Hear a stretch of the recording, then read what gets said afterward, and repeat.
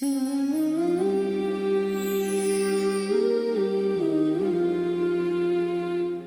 alaikum.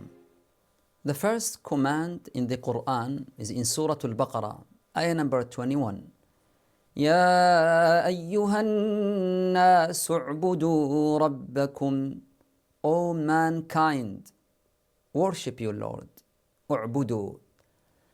Ibadah, usually we translate it to worship.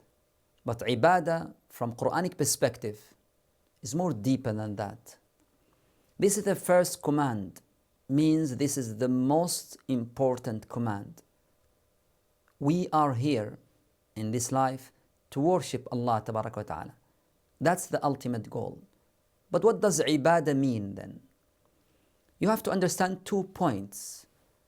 If you understand these 2 points, ibadah will be very clear to you.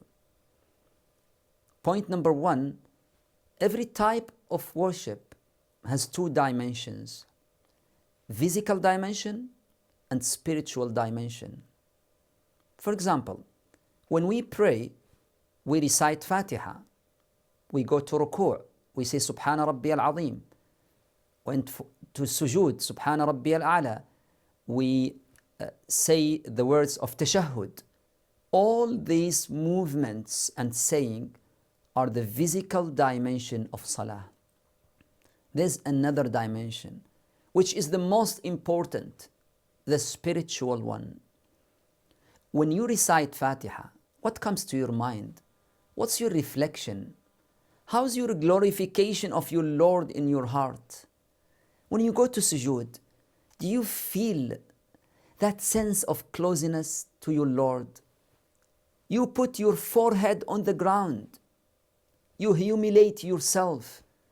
You admit that you are His slave and servant, and He is the Lord. That type of meaning, of feeling, is the spiritual dimension. You can see 2 people pray next to each other. They do the same movement, ruku' and sujood. They say the same statement, Fatiha, Tashahhud, Subhana Rabbi Al-A'la.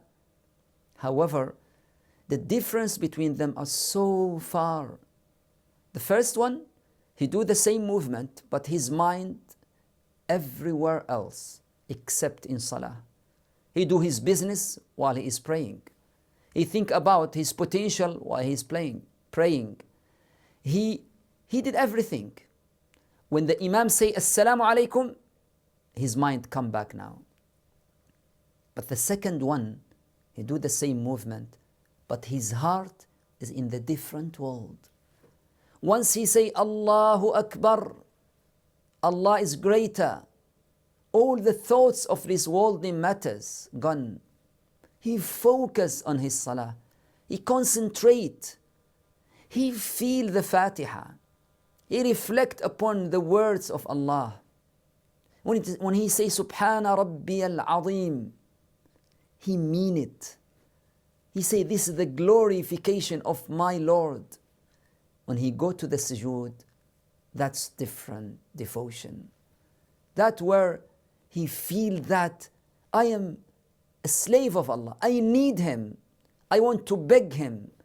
He feel that Allah is so close to him. Every word he say in salah, every statement he utter in that salah, he feel it and mean it, and connect his heart to his Lord. That's what I mean by spiritual dimension. That's not just in salah. When you recite Quran, you can recite by your tongue, physical dimension. But when you connect with your heart, that's the spiritual dimension. When you raise your hand for dua, you can say just some words, but your mind elsewhere. Always ask yourself, when you worship Allah, do I do the 2 parts? The physical dimension and the spiritual dimension, which is the most important. That's what I mean by every worship has 2 dimensions. The second point, if you want to know ibadah, is to know that ibadah is every aspect in this life. It's a very broad concept, not just rituals, but it's a lifestyle. That point need more elaboration. In the next episode, inshallah, I will elaborate in that. May Allah forgive us. Assalamu alaikum.